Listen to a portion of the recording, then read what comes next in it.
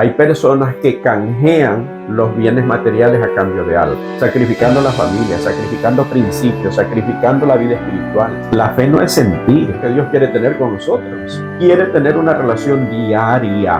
Mire que a veces nosotros confiamos más en el ser humano que en Dios. El liderazgo no tiene que ver con edad. Un saludo, mi apreciado hermano y mi apreciada hermana. Estamos listos para el repaso de la primera lección del último trimestre del año. Como habíamos dicho anteriormente, el tiempo prácticamente vuela. Y qué bueno, porque esto es una de las señales de que la venida de Jesús está cada vez más cerca. Así que cuando estas cosas comiencen a suceder, en todo sentido, el tiempo, pues ya prácticamente los días como que si no tuvieran 24 horas, los meses como si no tuvieran 30, como si no tuvieran 30 o 31 días, dependiendo del mes. Pero aquí estamos, apreciados hermanos, para un nuevo repaso, una nueva lección. Este trimestre estaremos viendo el libro de Josué. Y qué bueno, porque es la continuidad del libro del Éxodo en ciertos aspectos. Es verdad que hubieron libros del Pentateuco que no se tocaron, pero sin embargo los temas relacionados con el Éxodo y que tienen que ver con el pueblo de Dios, con nosotros en los últimos tiempos, pues eso sí se abarcó en el trimestre anterior. El libro de Josué. Como siempre, ustedes saben que los antecedentes de los personajes bíblicos a veces es muy corto, muy espurio. Pero ¿por qué suceden estas cosas? ¿Por qué Dios no ha preferido hacer una trayectoria larga de quién es el personaje? Porque para Dios no le importa quién tú seas. Para Dios le importa es lo que tú llegues a ser en el momento que tienes un encuentro con Él. Y en el libro de Josué, pues eso es igual. Son pocos los textos, que algunos de ellos los vamos a ver en el repaso de la lección de esta semana, que nos hablan acerca de quién es Josué. Pero como siempre, cada que nosotros abrimos las Sagradas Escrituras, para poder entenderlas debemos pedir la dirección del Espíritu Santo, que es quien inspiró a escribirlas, por lo tanto debe inspirarnos a entenderla. Vamos a orar. Amado Dios, te agradecemos porque nos permites seguir escudriñando tu palabra. Qué privilegio grande, oh Padre, descubrir las verdades que tú tienes ocultas en tu santa palabra. Gracias porque, como dijo Jesús, la ocultaste de los sabios y nos las has dado a nosotros, Señor, y nos has abierto el entendimiento para poder ser administradores de esas verdades. Permite que las podamos compartir con aquellos que no te conocen. Abre nuestro entendimiento para que la enseñanza llegue a nosotros tal cual tú la quieres dar. Aleja cualquier filtro, cualquier idea preconcebida que tengamos para que podamos aceptar tu verdad y vivirla y practicarla y gozarnos de ella. Bendice a cada hermano y a cada hermano y perdona nuestros pecados. Te lo imploramos en el nombre de Jesús. Como siempre, les recordamos, suscríbase al canal, denle me gusta, porque de esta manera, pues, lo que sucede o lo que va a suceder es que cuando alguien entra en la plataforma de YouTube, el video le va a aparecer como sugerido a las personas y de esa manera tienen oportunidad de poder conocer la verdad. Nunca sabemos de qué manera el Espíritu Santo puede tocar a las personas, inclusive con una lección de la escuela sabática. El título de la lección para esta semana, la primera lección del trimestre, para este 4 de octubre, es la fórmula del éxito. Y ya veremos también qué significa éxito. A veces la gente confunde la palabra éxito y lo mira desde algún ángulo, quizá como lo mira el mundo. Pero eso también lo vamos a ver. El texto para memorizar está en el libro de Josué, capítulo 1 y versículo 7. Solamente esfuérzate y sé muy valiente para cuidar de hacer conforme a toda la ley que mi siervo Moisés te mandó. No te apartes de ella ni a diestra ni a siniestra, para que seas prosperado en todas las cosas que emprendas. Y vamos directamente a la primera parte de la lección, que es la parte del día domingo y que dice un nuevo Moisés. ¿Por qué dice un nuevo Moisés? En Deuteronomio, Dios le hace una promesa al pueblo de Israel cuando ya está a punto de cesar el ministerio de Moisés y les dice a los del pueblo: profeta de en medio de ti os levantaré. Y precisamente el libro de Josué empieza haciendo como el cumplimiento de esta promesa. Aunque nosotros recordamos que esta promesa es de doble cumplimiento, más o menos como las profecías de la segunda venida de Cristo de Mateo 24 y Mateo 25. Eran profecías de doble cumplimiento porque en el caso de las señales del fin y de la destrucción de Jerusalén, el pueblo o sus discípulos especialmente no estaban preparados para todo lo que se les venía. Si Jesús les hubiera manifestado las verdades tal como él las veía y tal como sucederían, los discípulos no estaban preparados para eso. Les puso o les mezcló los dos acontecimientos, la destrucción de Jerusalén y las señales antes del fin. Más o menos lo mismo sucedería con esto, porque cuando dice Deuteronomio capítulo 18, de que profeta le levantaré, y vamos a leer el pasaje para poder hablar con propiedad y mejor de esa manera, pues hacer el estudio mejor. En Deuteronomio capítulo 18 y versículos desde el 15 al 22, la palabra de Dios dice lo siguiente: profeta de en medio de ti, de tus hermanos, como yo, te levantará Jehová, tu Dios, a él oiréis. Conforme a todo lo que pediste a Jehová tu Dios en Horeb, el día de la asamblea, diciendo, no vuelva yo a oír la voz de Jehová mi Dios, ni vea yo más este gran fuego para que no muera. Y Jehová me dijo, han hablado bien en lo que han dicho. Profeta les levantaré de en medio de sus hermanos como tú, y pondré mis palabras en su boca, y él les hablará todo lo que yo le mandare. Mas a cualquiera que no oyere mis palabras, que él hablare en mi nombre, yo le pediré cuenta. Y recordemos que este pasaje lo cita Pedro en su primer discurso, diciendo de que esta profecía también tenía cumplimiento con Jesús. Pero la primera parte de su cumplimiento se da justamente con Josué. Por eso es de que el libro de Josué comienza considerando esta parte de la promesa, porque había un trabajo. Ya Moisés había sido quitado. Y aquí hay lecciones importantes. Vamos a ver por qué el núcleo y por qué el autor de la lección también pues considera esta parte como muy importante para tratarla en la parte del día domingo. Si bien es cierto que ambos fueron líderes, si bien es cierto que el cometido para ambos era exactamente el mismo, llevar a su pueblo hacia la Canaán terrenal, Moisés no pudo cumplirla. ¿Por qué? Por la rebeldía del pueblo, y que esta rebeldía en algún momento le afectó, sobre todo cuando golpeó la roca. Todos sabemos, inclusive leímos en el trimestre pasado. Ya toda esa multitud rebelde había muerto, inclusive Moisés. Ahora le tocaba a Josué ejercer el liderazgo. ¿Quién era Josué? Es poco, como habíamos visto en la introducción, es poco lo que se conoce de Josué, porque como habíamos dicho, lo importante no es lo que se conoce de las personas antes del encuentro con Jesús. Sin embargo, y quiero aclarar, no con esto quiero decir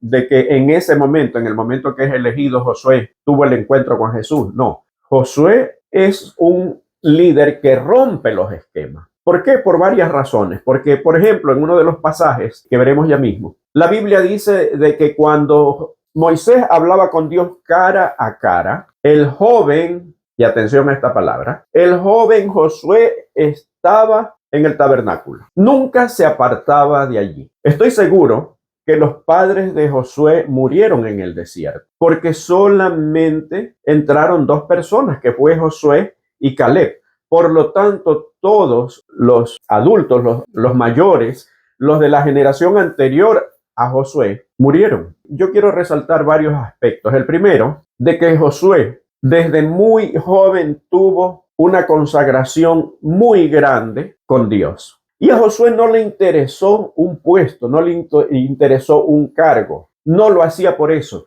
Él disfrutaba la cercanía con Dios, al punto de que la Biblia lo señala o le dice siervo de Moisés, porque estaba presto para servir. Esa es la primera enseñanza. Es posible que muchas veces el liderazgo de la iglesia se confunda con los cargos honoríficos de algún club o de alguna organización, pero es totalmente diferente. Mientras en los clubes, en las organizaciones terrenales, el propósito muchas veces es el ego, es la vanidad, es el figurar o el tratar de figurar. En el liderazgo de Dios hay una sola palabra que debe mover al líder y se llama servicio. Y allí estaba el joven Josué listo para servir. ¿A través de quién? A través de un líder de quien estaba aprendiendo. Y aquí viene la otra lección. a través de quien estaba aprendiendo, que era Moisés. La segunda lección es que era muy joven. A veces nosotros, los adultos, los que tenemos un poquito más edad y que quizás tenemos más experiencia en el liderazgo, como que minimizamos el potencial que puede tener un joven y creemos que el joven, por ser tal, no está capacitado para una responsabilidad grande y nos perdemos de formarlo. Debemos irlo formando de tal manera de que ese joven consagrado se convierta en un gran líder. El liderazgo no tiene que ver con edad. El liderazgo tiene que ver con dos cosas. Uno, como habíamos visto, que era el servicio. No hay otra forma de ejercer liderazgo en la iglesia. Es el que quiera ser primero, sea el servidor. Eso lo dijo Jesús y eso no cambia ni cambiará hasta cuando Cristo venga. Es más, la ley del cielo es esa. Por lo tanto, si nosotros ejercemos un liderazgo pensando en envanecernos, pensando en ser primeros, pensando en que de esa manera nos van a respetar, etcétera, etcétera, estamos actuando equivocadamente. El que quiera ser primero debe ser el servidor de todo. Y el segundo lugar, el aprendizaje, la unión que debe haber entre el hombre con una mayor experiencia en el servicio de Dios con aquel que recién empieza y que esté listo para aprender. Si no está listo para aprender, no hay humildad. Y miren qué humildad de Josué. Josué es el autor del libro que lleva su nombre. Pero cuando escribe los primeros capítulos, habla acerca de Moisés, resalta la labor de Moisés, al punto que lo nombra más que lo que él mismo se nombra, por ejemplo, en el primer capítulo. Y la tercera parte, como habíamos visto, quizás sus padres murieron en el desierto. Y eso muestra que su consagración fue mucho más allá de las equivocaciones que pudieron haber tenido sus padres. Fue un hombre que decidió. Ese Josué, por eso en algún momento determinado, él dijo: yo y mi casa serviremos a Jehová. Cuando se trata de las cosas de Dios, debemos tener una firmeza mucho más allá, inclusive de las personas que amamos. Y ese era Josué. ¿Qué lecciones? Un digno reemplazo para Moisés.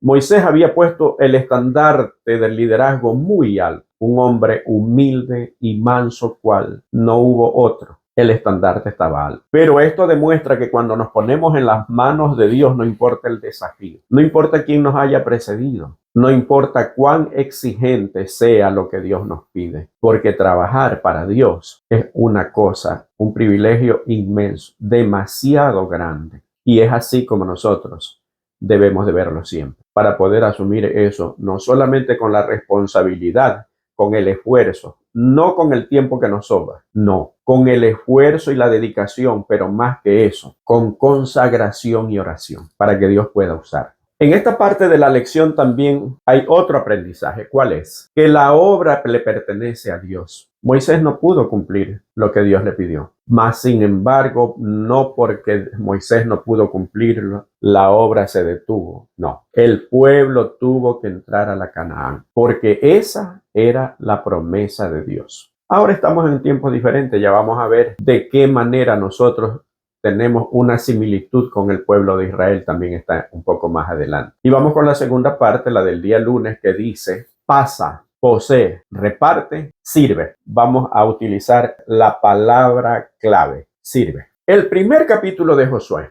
Miren qué riqueza literaria que tiene la Biblia. El primer capítulo de Josué prácticamente es un resumen de cómo se divide el resto del libro. Y por eso vemos la primera parte, que es la travesía, y que está en Josué capítulo 1 y versículos de 2 al 9. La segunda parte, que es la conquista, y que está en Josué 1, 10 y 11.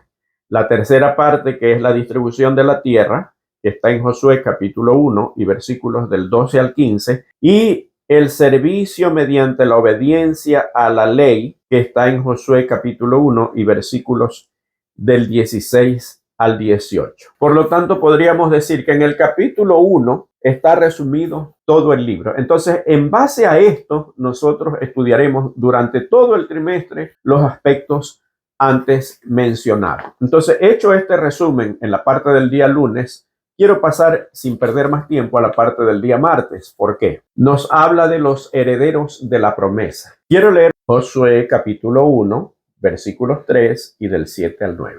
Os he entregado, como lo había dicho a Moisés, todo lugar que pisare la planta de vuestro pie. Solamente esfuérzate y sé muy valiente para cuidar de hacer conforme a toda la ley que mi siervo Moisés te mandó. No te apartes de ella ni a diestra ni a siniestra para que seas prosperado en todas las cosas que emprendas. Nunca se apartará de tu boca este libro de la ley, sino que de día y de noche meditarás en él, para que guardes y hagas conforme a todo lo que en él está escrito, porque entonces harás prosperar tu camino y todo te saldrá bien. Mira que te mando que te esfuerces y seas valiente. No temas ni desmayes, porque Jehová tu Dios estará contigo en donde quiera que vayas. ¿Cuáles son los aspectos? Primer aspecto, todo lo que tocare la planta de tu pie. Era una extensión donde era prácticamente obligatorio andar, porque era un territorio inmenso. El pueblo de Israel fue depositario de una promesa donde no solamente era el aspecto físico de esa promesa, era el aspecto espiritual. Todo lo que corresponde a una serie de países, la mayoría, países árabes en la actualidad, era lo que Dios le había entregado, lo que conformaba en ese entonces la Canaán. Para los estudiosos yo les voy a dar más o menos qué correspondía a esto. Correspondía a lo que hoy es Israel, Líbano, en su totalidad ambos, ¿no? Todo lo que es Israel, todo lo que es Líbano, parte de lo que hoy es Siria, parte de lo que es Jordania, parte de lo que es Irak, la parte norte de Arabia Saudita y la parte sur de Turquía. Todos estos territorios pertenecían a Canaán.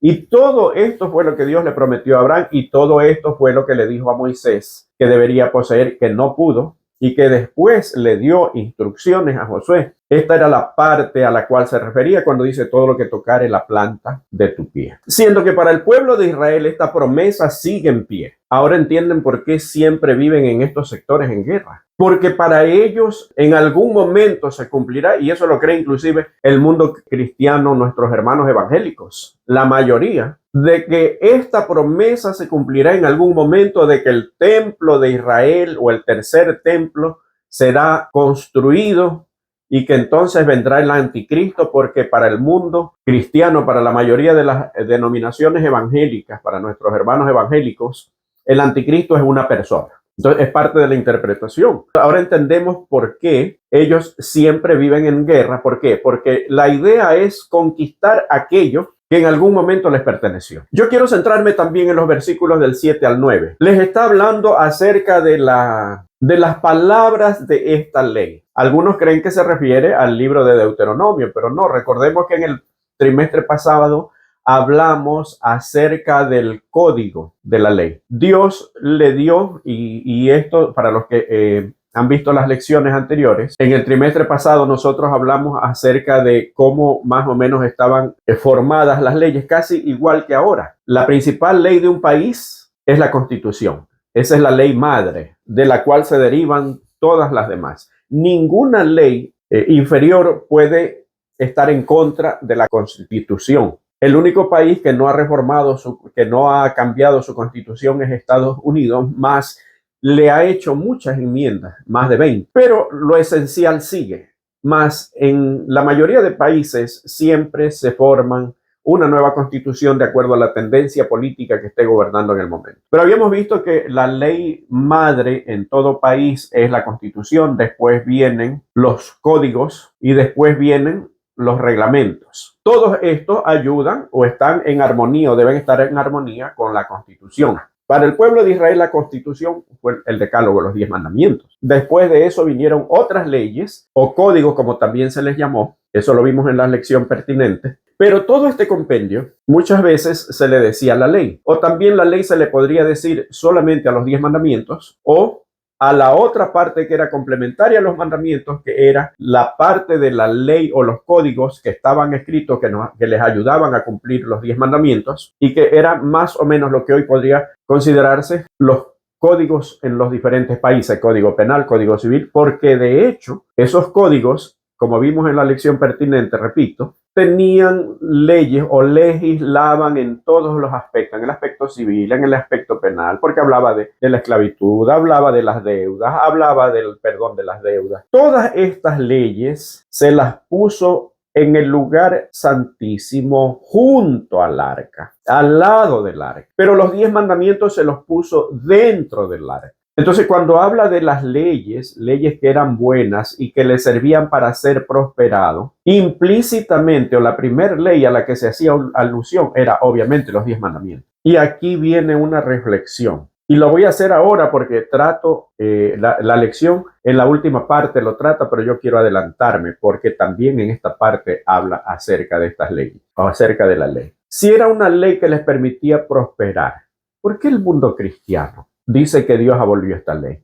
Si ven cómo el mundo cristiano con sus teorías no confirmadas y antibíblicas dejan muy mal parado a Dios. Y cuando digo dejan muy mal parado es porque desacreditan a un Dios. ¿Cómo es posible que un Dios de amor, una ley tan buena, considere abolirla? Una ley que los hace prosperar. Eso es lo que dice el pasaje que leímos en el capítulo 1 y versículos del 7 hasta el 9. Especialmente 7 y 8. ¿Será posible? A veces el mundo cristiano, solamente por amparar sus ideas preconcebidas, no se dan cuenta que a Dios lo convierten en un Dios pequeño, un Dios inseguro, un Dios que no sabe lo que hace, un Dios que se equivoca y que corrige. Ese no es el Dios que dice la Biblia. Todo, absolutamente todo, fue planificado antes de la fundación del mundo. Y eso lo sabemos. Dios es un Dios perfecto que hace todo perfecto, inclusive su ley. Y era motivo de prosperidad. Si guardas esta ley, vas a ser prosperado.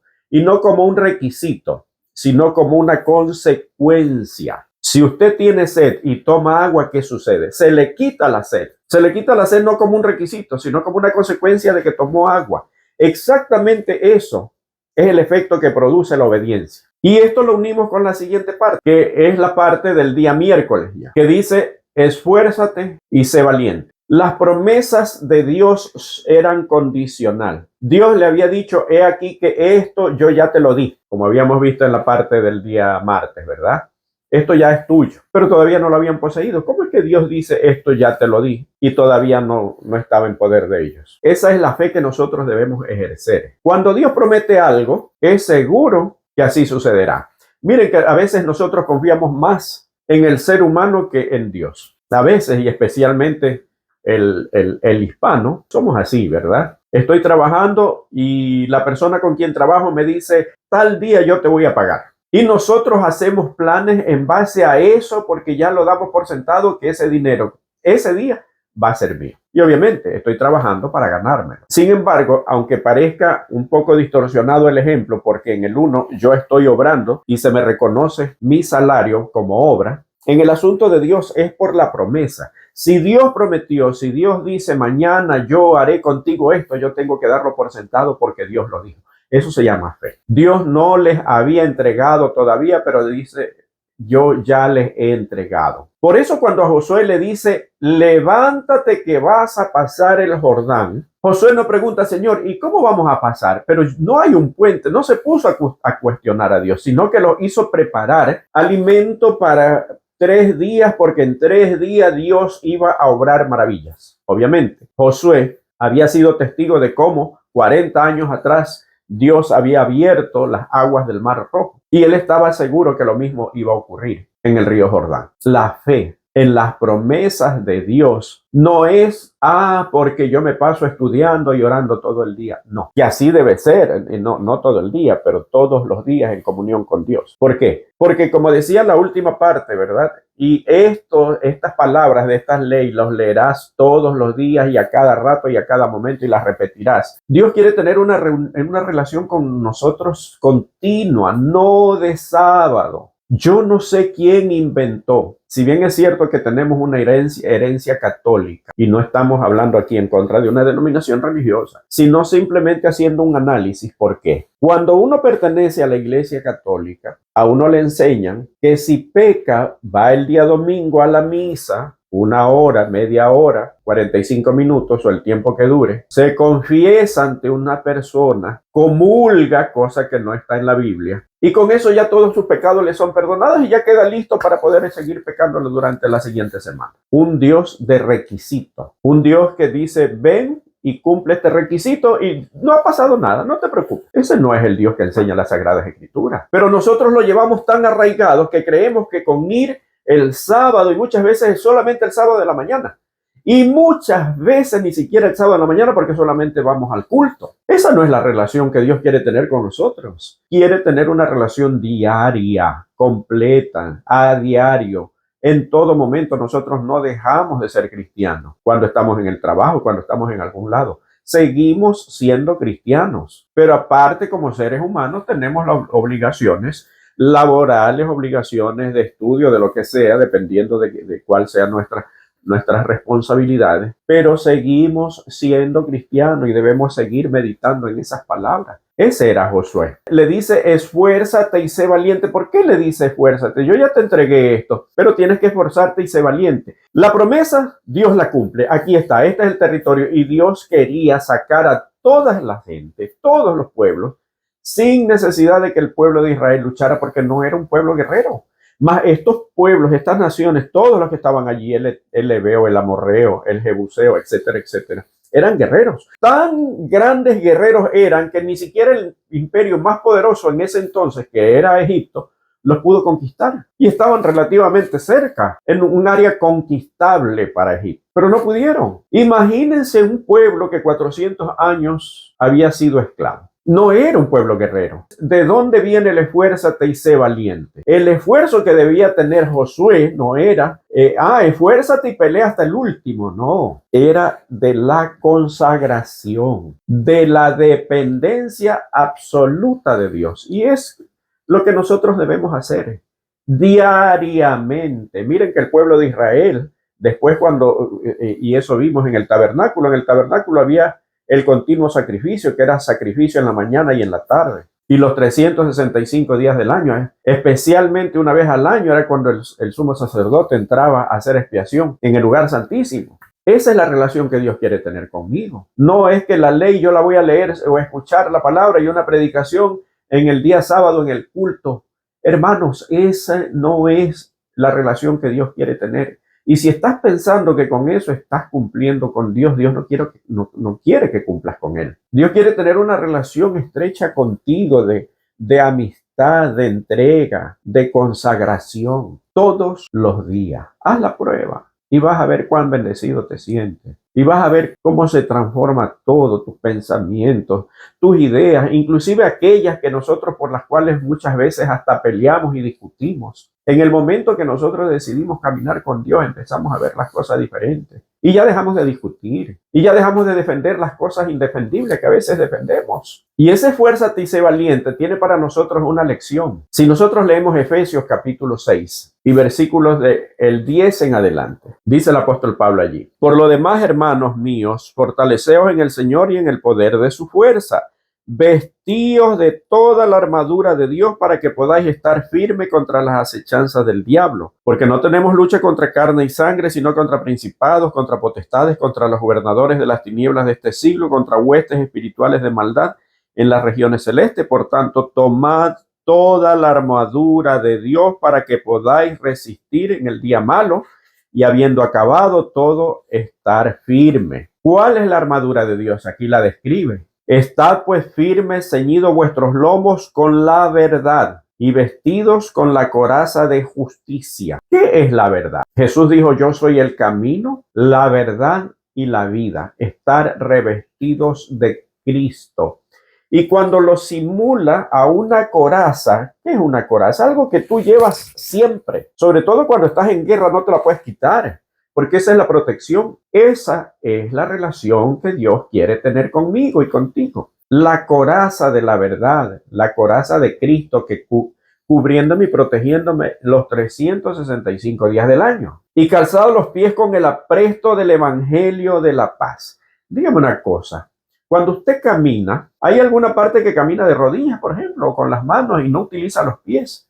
No, los pies los utilizamos en todo momento, excepto cuando ya estamos dormidos, ya estamos horizontales, ya no los utilizamos. Pero es el único momento donde no dependemos de los pies. Pero los pies son esenciales para movernos. Y así como nosotros nos movemos con los pies, el apresto del evangelio debería ser lo que nos mueva. Dice el versículo 16, sobre todo, tomad el escudo de la fe con que podáis apagar los dardos del fuego del maligno. Como habíamos dicho previamente, ¿la fe qué es? La fe es estar convencido que si Dios lo dijo, Él lo cumplirá. Nada más. Si Dios lo dijo, Dios lo cumplirá, porque Dios no miente. ¿Qué es aquella promesa que tanto te gusta de Dios? ¿Qué hace falta para que se cumpla en ti? A veces confundimos lo que es sentir con lo que es creer o tener fe. Hay muchas personas a mí me han dicho, hermano, es que yo quisiera sentir, es que yo no siento, yo siento como que no tengo fe. La fe no es sentir, la fe es estar convencido, creerle a Dios. Como cuando tú vas llegando a tu casa y tu niño, tu bebé, muy pequeño aún, corre a tus brazos y él se lanza. Él no está dudando de que tú lo vayas a agarrar, a sostener. No, él simplemente se lanza porque él confía que tú no lo vas a dejar caer. Exactamente esa es la fe que Dios quiere que nosotros tengamos en Él. O sea, si Él lo dijo, sin miramientos, sin dudarlo, sin estar pensando demasiado, nosotros debemos tener la seguridad que si Dios lo dijo, lo va a cumplir, porque como dijimos y como sabemos, Dios no miente. Esa es la fe. Y el amor de Dios y hacia Dios no es un asunto de sentimiento, es un asunto de certeza, de confianza. Así como dice Hebreos, que la fe es la certeza de lo que se espera y la convicción de lo que no se ve. No se trata de sentimientos, los sentimientos son variables y cambian. En cambio, la fe, la certeza, la seguridad que nosotros tenemos, la confianza en un Dios de que no nos va a mentir y que no nos va a defraudar, eso no tiene que ver con sentimientos. Y estábamos en el versículo 17. Y tomad el yelmo de la salvación y la espada del Espíritu, que es la palabra de Dios. La espada del Espíritu, que es la palabra de Dios. No podemos ir a una guerra sin espada. Obviamente está utilizando la figura de los tiempos de Josué. En ese entonces las guerras se realizaban cuerpo a cuerpo, con espadas, con lanzas, con flechas. Y nosotros no podemos estar en una guerra sin una espada. ¿Cuánto tiempo dedicas tú a la lectura de la palabra de Dios? A reflexionar. Recordemos que la palabra de Dios es la forma como Dios, o una de las formas que Dios tiene para hablarnos. ¿Cuánto tiempo dedicas a escuchar a Dios a través del estudio de su palabra? Y eso tiene que ser diario, porque tal como vimos anteriormente, el pueblo de Israel necesitaba tener una comunión diaria con Dios, no solamente en la mañana y en la tarde. Y actualmente Dios es inclusive hasta más complaciente. Dios quiere habitar a través de su Santo Espíritu en ti, pero no puede habitar si nosotros no le abrimos la puerta a su mensaje a través de su palabra. Y finalmente el versículo 18 dice, orando en todo tiempo con toda oración y súplica en el Espíritu y velando en ello con toda perseverancia y súplica por todos los santos. La oración es muy importante, pero no una oración de Señor, gracias por esto, te pido lo de aquí. No, dice con súplica, ruego y perseverancia. Debemos perseverar en la oración. Si sentimos que la respuesta no ha llegado, tenemos que perseverar. Recordemos la parábola de la viuda pobre y el juez injusto. Recordemos esa parábola. Y no es porque Dios sea como el juez injusto que hay que estarle insistiendo, no, sino que nosotros cambiamos nuestra actitud a medida que más conversamos con Él. Y vamos finalmente a la última parte, que es próspero y exitoso. ¿Dónde se forma la controversia o por qué la controversia? Por la palabra éxito. El mundo en los actuales momentos creen que éxito es sinónimo de riqueza, de una cuenta de banco muy abultada, o de consecución o de conseguir bienes materiales. Si bien es cierto que parte del éxito implican también estas cosas, no es ese el éxito. Hay algunos pasajes de la Biblia que mencionan algo diferente. Por ejemplo, yo voy a leer solamente 2 textos de los varios que cita la lección.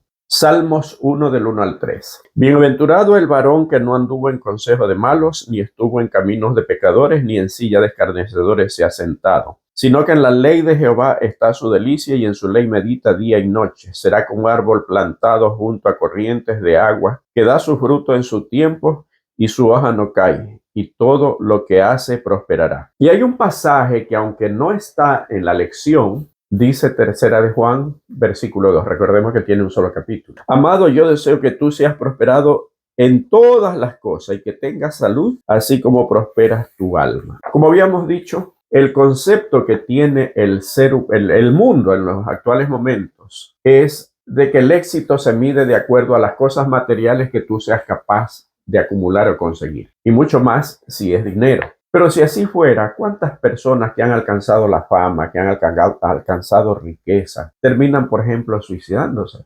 Muchos artistas, muchos actores, mucha gente que ha tenido una vida materialmente holgada, terminan en el suicidio. Entonces, el éxito no es uno de los aspectos. Si nosotros tomamos como ejemplo la última cita del apóstol Juan, el éxito consiste en el progreso en todos los aspectos de la vida del ser humano, especialmente el espiritual. Jesús fue claro cuando dijo que ganaría el hombre si conquistara o ganara todo el mundo y perdiere su alma, si perdiere la salvación. Hay personas que no consiguen bienes materiales. Hay personas que canjean los bienes materiales a cambio de algo, sacrificando la familia, sacrificando principios, sacrificando la vida espiritual, sacrificando los hijos, el tiempo con la familia, con los hijos, y sacrificando muchas veces hasta la salud.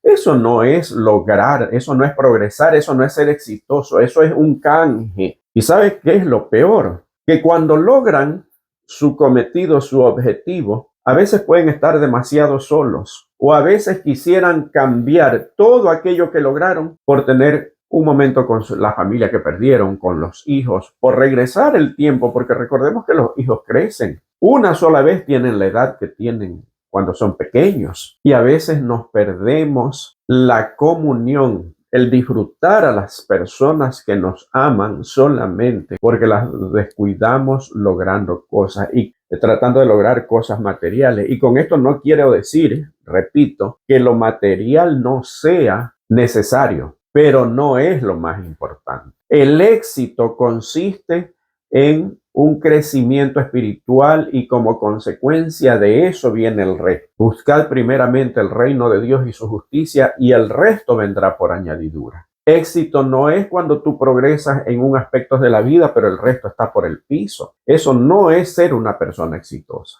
Éxito es, aunque el progreso sea lento, que casi no se note, pero ir mejorando en todos los aspectos de tu vida, y no solamente tú, sino las personas que están a tu lado, aquellas que te apoyan. Ese es el verdadero éxito. Y el mundo vive confundido, y lastimosamente muchas veces hasta en la iglesia confundimos aquello. ¿Por qué? Porque a veces saludamos solamente al que tiene mejor estatus socioeconómico, y el que es más humilde ni siquiera lo tomamos en cuenta. No digo de que siempre sea así, pero a veces sucede. Y lo importante es no caer en esto. Hay personas que son muy exitosas, pero que quizás no tienen dinero. Pero el éxito se ve en una vida tranquila y llena de paz. Busquemos primeramente el reino de los cielos y su justicia. No canjeemos lo bueno, lo verdaderamente valioso por lograr bienes materiales. Insisto una vez más, no significa que estos no sean necesarios y que no debemos esforzarlos por lograrlo.